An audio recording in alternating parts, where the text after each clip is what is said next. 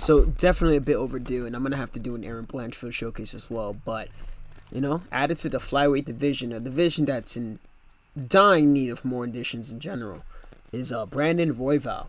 He got added, Mr. Raw Dog himself. Pretty soft 4.5-star fighter. 4 perks, more stamina based and more health and recovery based. Carved of Wood, wake up call, helps him stay in some crazy bangers of fights that he's been in. His striking stats, not exactly the best, as you can see. So he's just right, kind of like on the average tier. So it's going to be hard for him against exchanges against la creme de la creme. But, his grappling's very good. Submission off is very good. And his health stats are pretty good. So you can try and make him work as well as his ability.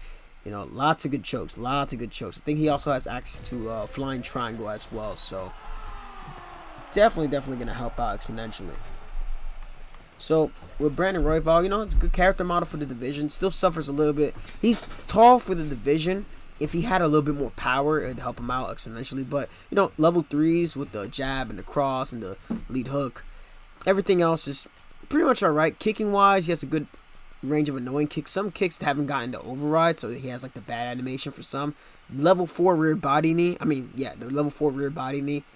Very, very good fuck off weapon, especially if you got, say, like a forward slip hooking Moreno or Figueiredo. If you got something to fuck off, you gotta do what you gotta do. Clinch strikes, not too crazy. 2 stars across the board, including the lead collar type clinch. Wrestling, I didn't get to work too much on him. Maybe he might have had some turns available, but I guess I couldn't find it at the time. But level 4 jiu-jitsu stuff. Has a level 4 ground elbow. I don't know if this was a mistake or a typo. I thought it was supposed to be 3, but that means his side control elbows are going to be a motherfucker to deal with, including if he's has somebody in rubber guard too. So keep that in mind. But yeah, lots of chokes under his belt. Triangle, flying triangle. Okay, from those 2 positions, it's great. It's great.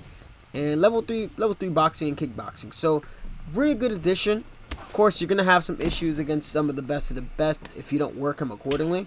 But we're going to head into ranked championships and have some fun.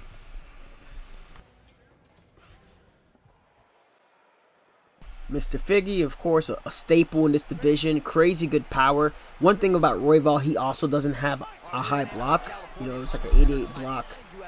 But so does Figueiredo. Figueiredo doesn't have the best block either. So we got to try to mix in as much as we can. Okie dokie. There's a clinch from Figueiredo.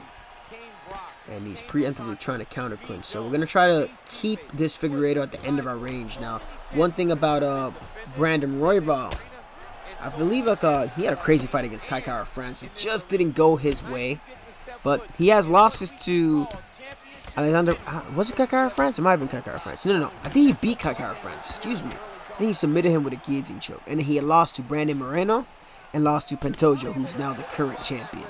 And he's been on a 3-fight win streak since. So excuse my slip up there. But he's definitely shown he belongs in title conversation. A little bit tough, given the state of the division right now. We have Amir Albalzi that kind of got gifted a win over Kai Kara France. If they're not going to book a rematch between Pantoja and Moreno, or anything along those lines, Figueiredo, of course, going back to, I think he's saying he's going to go to bantamweight. He's supposed to fight Manel K, but that didn't happen. So we don't really know what's going to be next for Pantoja as the champion, right? It's all to really what Moreno wants to do. But, rematches, in flyweight, rematches sell, right? The rematches have been incredible between a lot of the top flyweights. Not a lot of them have been necessarily one-sided. I think that the second Figueiredo and Moreno fight was the closest one to being one-sided, and everything since then has been pretty competitive. So we'll see. And Mr. Raw Dog has been very critical of the performance of both Pantoja and Moreno. So he's lost to both of them. So if there's any opportunity to kind of put his money where his mouth is and say that he's improved so much since those losses, I think it's been 3 years since he's fought Moreno and 2 years since he's fought Pantoja. So we'll see.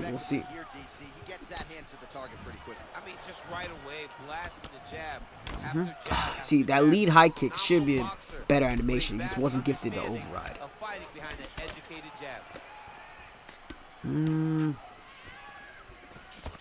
One fun fact about Brandon Royval: after he had defeated Kai Kara France, he was working in the juvenile justice system. It was like a full-time job, and quit after that. He got a fight of the night bonus, I think, for that fight and the Tim Elliott fight. So that's 50 G's right there, back to back. And that was his his UFC debut, I believe, was against Tim Elliott, right? So your UFC debut is like fight of the night, so you get 50 grand right there. Then you fight Kai Kara France, get a fight of the night right there. So off rip, your first 2 fights, you're making over 100 grand. That's yeah, you need to take down too. Of course, those losses to 2 high quality flyweights are definitely going to be in the back of his mind. But I'm interested to see what he's going to do. Maybe, if I'm not mistaken, who the hell did he fight recently? It was on the same card as Holloway versus Allen, I think. I think it was Mateus Nicolau. I might butcher that name. That might have been a flyweight title eliminator bout, if I'm not mistaken, because I believe Nicolau was on a crazy win streak himself. So I think he actually might get the title shot next. But so far, going so good for us. Yes, Mr. Figure here. We have submissions. Yes, we know, game, we know. And if I had to break down Brandon Royval, right? If I had to break down Brandon Royval, there's a lot of times some people say, oh yeah, he's crazy, unorthodox, or any of those crazy things. He's a very smart fighter. He's smarter than most people give him credit for. He's way smarter than most people give him credit for. And part of that is he's done a fantastic job of managing his distance. He's done a fantastic job of managing his distance in his bouts now. And that's what's really carrying him to have success in flyweight. Before he kind of looked to kind of make something happen, but his counter punching has improved exponentially. Especially the Schnell bout was a very quality bout. Of course, with Mateus Nicolau. He was able to feint the knee, got him to feel real comfortable in that space and then fired off a second knee. Still has issues, some issues positionally. Like against Schnell, right? Like he was spinning a couple times, he was backing straight up and getting popped with like straight punches, and actually got dropped in that first round. But did a really good job of being off of his back and constantly moving. He never settled in a position. And that's something that the flyweights do really, really well. As we attack this Kimura here. I think he should have the omoplata. Do we have the omoplata from here? Okay, yes we do. Yes we do. It's a nice little counter submission there. But he did a really good job of, when he got dropped, he was staying active and threatening Schnell with a lot of work. But those issues where he takes punches and then he spins after he exposes his own back, whether he's backing straight up, those are the issues that's going to hurt him exponentially against the guys that he wants to beat, Moreno, Pantoja, and you can't afford to make mistakes against those guys because they'll make you pay for it. But Royval is extremely talented. Got a rock. And get the drop too. And I think what was crazy too about that Schnell bout, he almost got submitted in that first round. Almost gets submitted and manages to pull it out himself. He's like, all right, try to get me. Put him in the guillotine and fucking snagged it, bro. It was just beautiful, beautiful, beautiful. And it just came off of his opponent settling for 1 quick second. And that's our opponent's trying to settle here too. I'm gonna try to sink in this half guard arm triangle. I think that's the other thing too, is that you really got to be careful with how much space you give your opponent in the guard, or if you're coming up and attacking a single leg, because of the submission threats and everything else like that. And a lot of fighters, they tend to forget that. But he did a great job in that Schnell fight. Coming back the way he did was fantastic. And of course, we reference the Nicolau. And we got the submission here too, so very, very good. And is he quit? No, he's not quit. You can always tell when somebody's about to quit. It kind of slows down just a tad bit. And you're like, here's the incoming rage quit. But thankfully, he did not rob us of this. So that's pretty good. It's pretty good. I think Royval, depending on how his next bout goes, I think he can get even better stats. I think he can definitely get better stats on the feet. I think he's improved a lot more on the feet offensively. I just think on the defensive portion, it's going to be hard to get anything that's going to help bring his block up or anything along those lines. But more stuff with regards to power, speed, accuracy. If we have more things along those lines for the next game, I think he's going to be a very, very viable threat. Not just for regular gameplay, but for competitive gameplay as well. Because it's going to be fun. It's going to be fun. But we got that first one with Mr. Raw Dog himself. We got plenty of time to get a couple more bouts in. So we'll see how much we can get with Mr. Brandon Royval, who will be Right back with ya in a bit.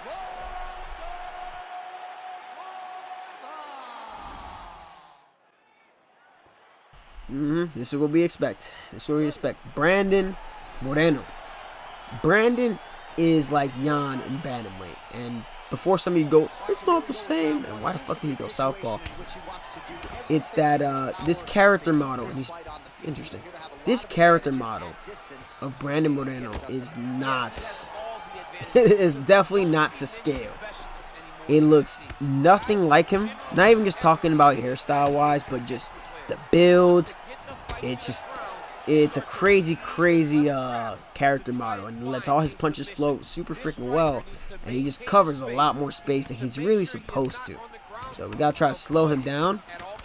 Like somebody using Brandon Moreno, like they're okay with taking a little bit of damage to get one off. Like they will be bruisers, they'll be brawlers, and it's not something to be dealing with. And okay, we got that now. Forget, Royval doesn't have any turns. Does not have any turns. So back takes and everything along those lines is going to be our route to victory, or part of it. Of course, using our kicks is important. Now this guy's clinching his back as well. Woo! There you go. And especially in like open stance matchups, that lead hook can be very sneaky. Take me down. God has the power to let you try, but you're gonna fail there.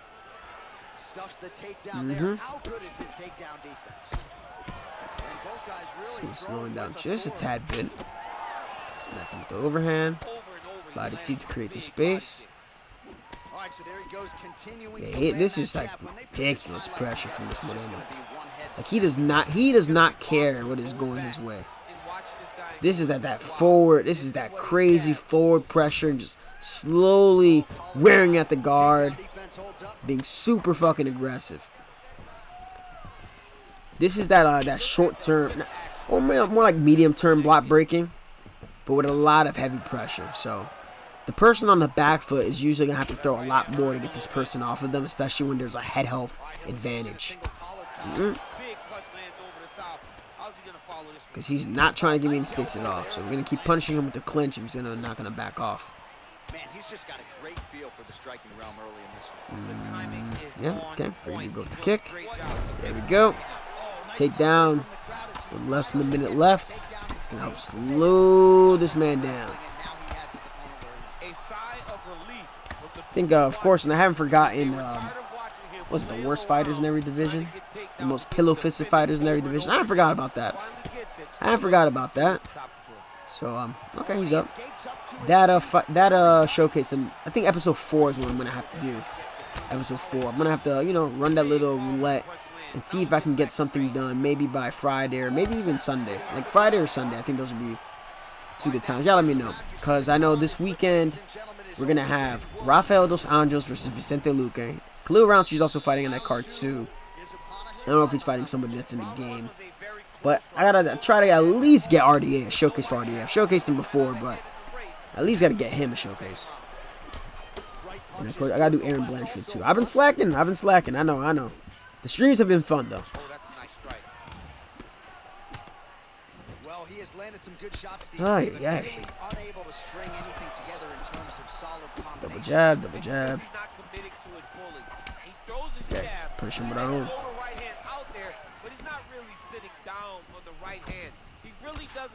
Key thing here is that it's a lot of 2 shots, right? And what the player is going to try to do is, with this pressure, they are looking to punish you after you commit to a defensive movement as you're coming back to the center line, or after you whiff a shot, because your short-term stamina is going to be lower. So this pressure is kind of based on trying to get you to overreact, maybe miss something, and then they'll attack you right after. And there's a clinch from him. Well timed. Smack him with his hook. Not going to break him here just yet. There we go. And remember, almost everything in this game costs some type of stamina. And he's throwing all them strikes. We shoot right after. We get him down. Okay, that's cool. Alright, get to backside. Back sitting. Oh. Oh, yeah. We going for it. He denied it. Let's go. Let's go. Oh, man, that left side is getting beat up now. Look at the redness there. All right. It's good defending. He's good defending. Denies that one. It's fine by me. And Royval has 9 wins by submission, so I'd like to keep the submission streak alive as much as I can. He submitted Tim Elliott, but I think it was like an arm triangle. The Chanel was like with a guillotine. Kai France was awesome with a guillotine. Has a couple of triangle chokes and arm bars, if I'm not mistaken. But we'll be smart here. We'll be very smart. As much as we need to be. The arm bar is definitely like his better submission.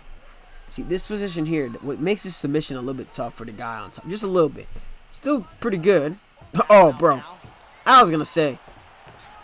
Oh, brother man. Brother man. Oh, yeah, we're going to get this. We're going to get this. No, we're not. But part of what makes it so tough is that the person can always just kind of force the back sitting transition if you try and go and take back mount, which I have mixed feelings about that. I think it should be something, I don't know, maybe it should be like a GA thing or a stamina thing that makes that happen. But speaking of GA and stamina, tapped him out, and there, yep, I figured. Tapped him out, made him quit.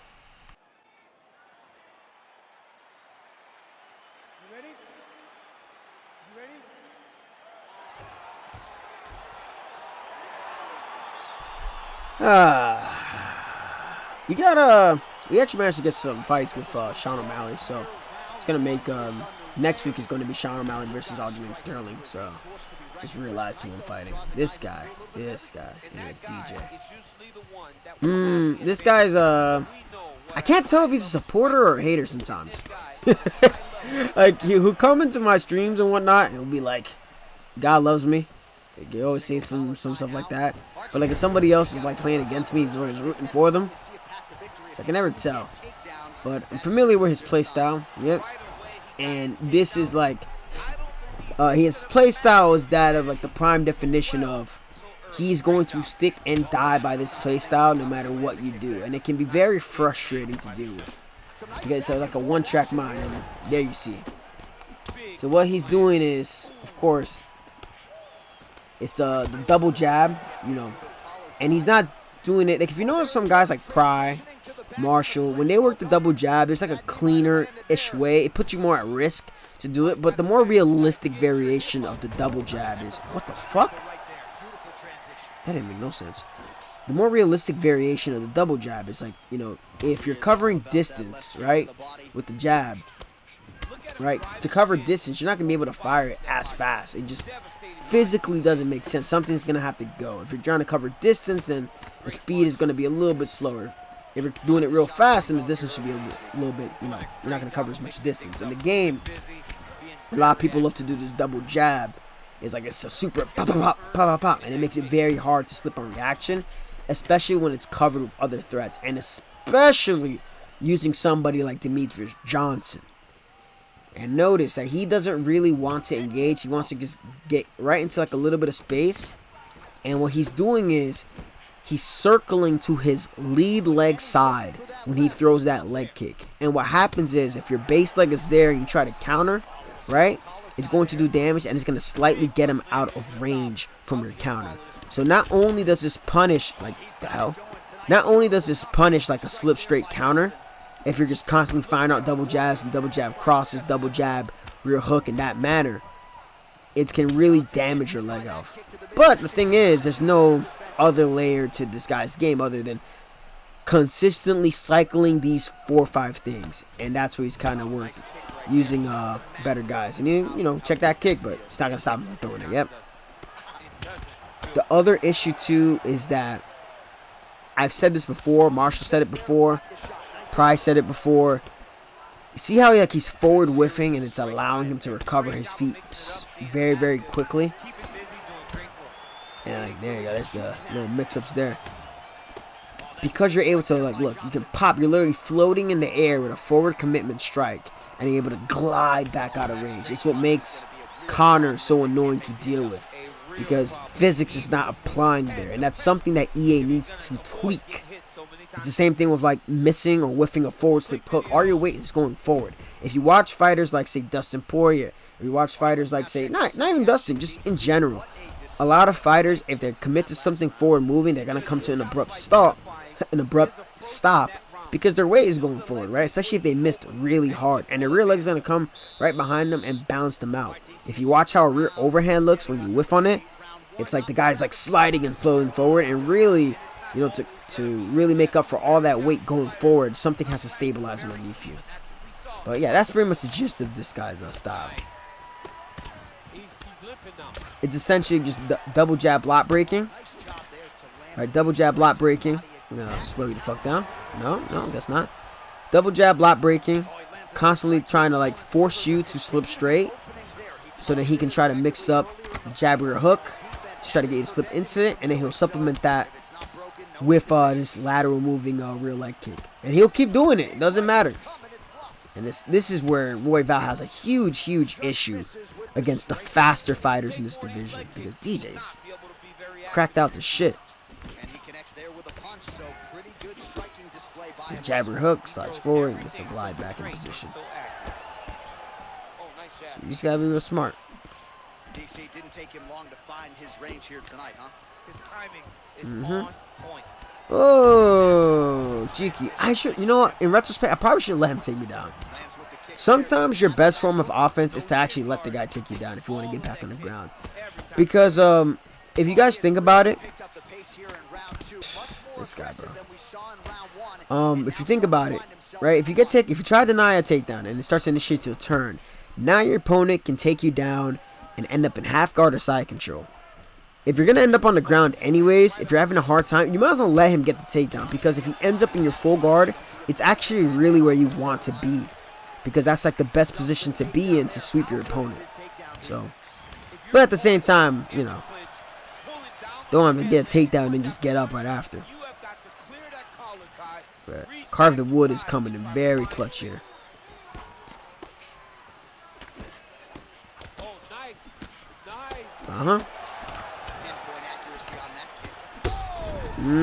Yeah, you're taking damage. You're taking damage doing all that. I know. It's just gonna add up. It's just gonna add up. You can keep doing that shit all you want, and it happens again. Now remember, it's not gonna change. I tell players like this all the time. Like, some people, they only know what they know. They're gonna just keep doing the exact same thing over and over and over and over again.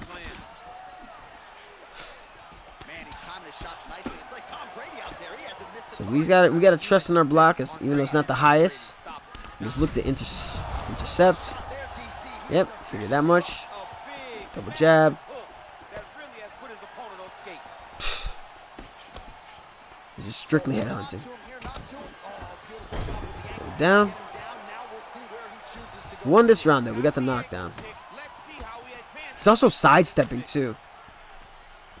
It's alright. We won this round.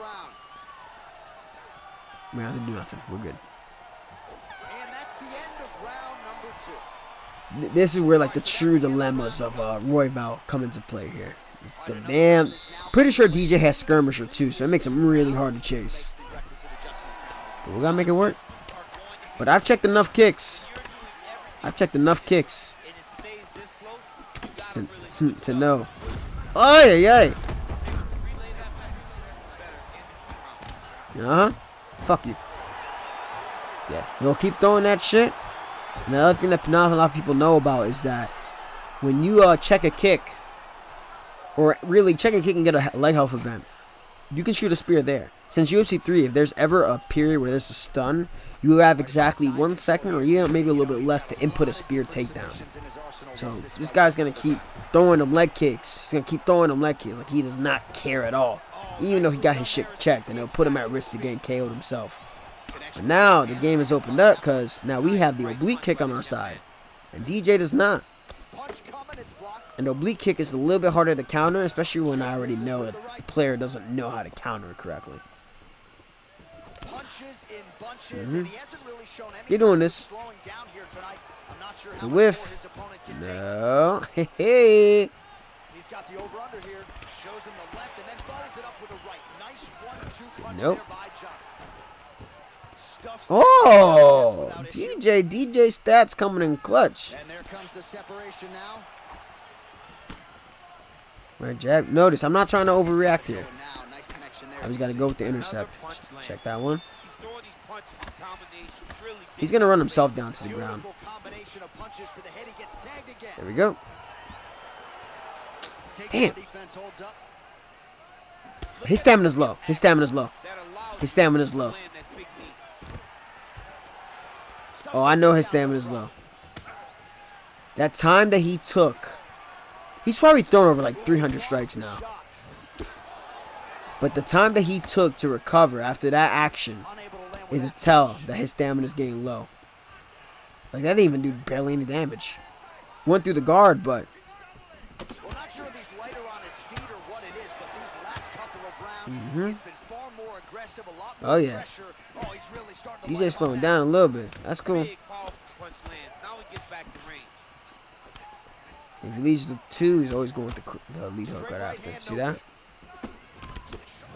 Johnson's lower jaw now That's where that lateral shows kick signs gets of him right out of range.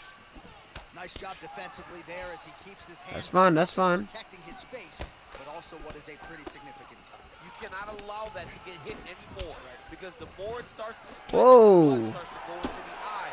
It not only is damaging in terms of the physical There you go. There you appearance go, of the Bleak. cut, but the blood Bleak going into again. the eye almost completely shuts One more down time. that side of your face. Another time. Raw Dog. We got to pull it out, Raw Dog. We got to pull it out, Raw Dog. Rounds, we're now headed I get real nasty with it. to championship rounds. Close round, close round, close round. So knowing him, he's probably going to try to kick again, so. Here's round 4, fight scheduled That's just for real like it's 5 hurt. 5-minute rounds.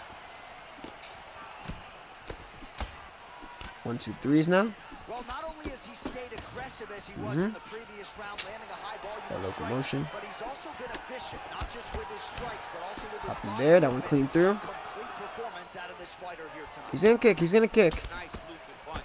He's got to be ready for it. And once he kicks, we're going to shoot another spear. Blocks the shot. I went through again. He's got a serious right punch, and he went to it effectively. We got to be careful trying to like do the exact same thing right back to DJ because DJ's just faster. So we try to do this. If we try to like mirror him and do the exact same back, we got to supplement it with a little bit more. Got the takedown. Yeah, and of course, he quits. May God be with you too. I mean, well, in a nutshell, Royval, quality addition to the flyweight division. Definitely need to see more flyweights added in this game, especially for like the next one. But that's going to be it. Hopefully I did a good job showcasing them for y'all. I'm Earth 17. I appreciate all of you. Cuídense. I'm out.